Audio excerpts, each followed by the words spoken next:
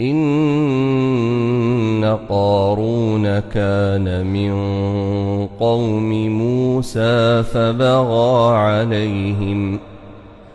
وآتيناه من الكنوز ما إن مفاتحه لتنوء بالعصبة أولي القوة إذ قال له قومه لا تفرح إن الله لا يحب الفرحين وابتغ فيما آتاك الله الدار الآخرة ولا تنس نصيبك من الدنيا وأحسن كما أحسن الله إليك ولا تبغ الفساد في الأرض إن الله لا يحب المفسدين قال إنما أوتيته على علم عندي أولم يعلم أن الله قد أهلك من قبله من القرون من هو أشد منه قوة وأكثر جمعا ولا يسأل عن ذنوبهم المجرمون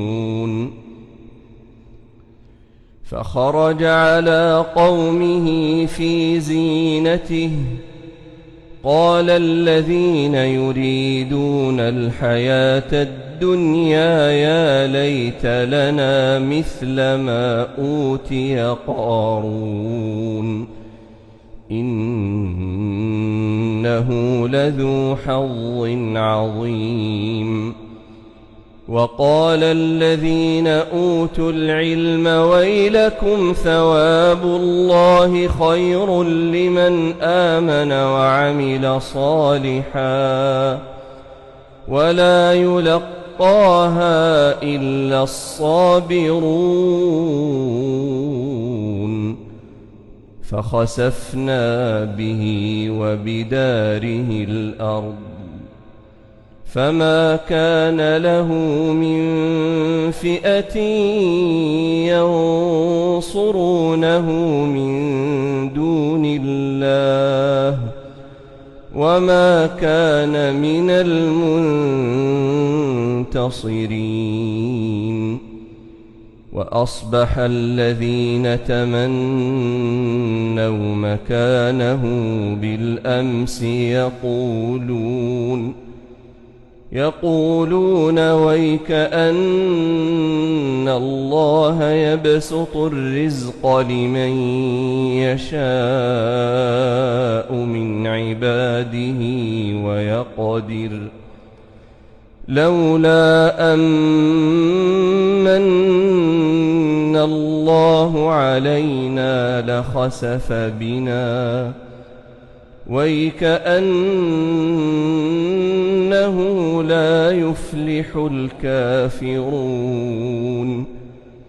تلك الدار الآخرة نجعلها للذين لا يريدون علوا في الأرض ولا فسادا والعاقبة للمتقين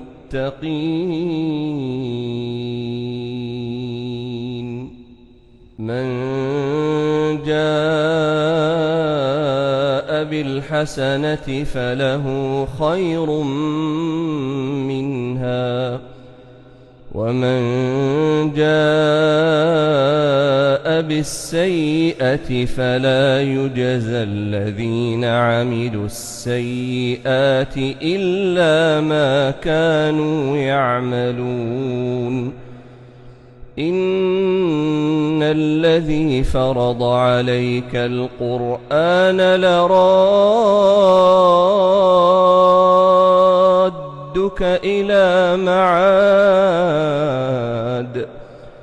قل ربي أعلم من جاء بالهدى ومن هو في ضلال مبين وما كنت ترجو أن يلقى إليك الكتاب إلا رحمة من ربك فلا تكونن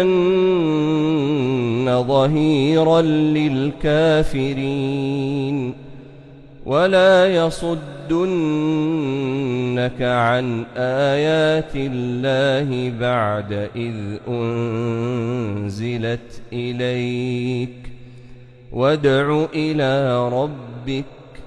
ولا تكونن من المشركين ولا تدع مع الله إلها آخر